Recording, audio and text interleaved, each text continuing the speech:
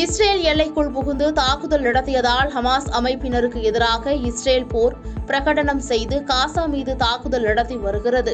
இந்த தாக்குதல் 2 மாதங்களை கடந்து 3வது மாதமாக நடைபெற்று வருகிறது.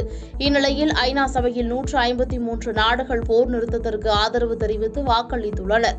அமெரிக்கா எதிர்ப்பு தெரிவித்த போதிலும் போர் நிறுத்தம் தேவை என இஸ்ரேலுக்கு தொடர்ந்து அழுத்தம் கொடுத்து வருகிறது.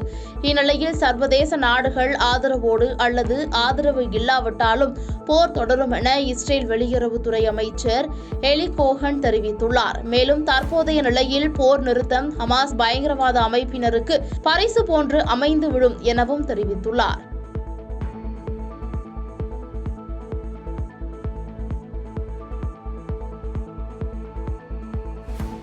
செய்பவரை கண்டால் நாம் பயங்கொள்ளலாகாது பாப்பா, மோதி மிதித்து விடு பாப்பா, அவர் முகத்தில் உமிழ்ந்து விடு பாப்பா.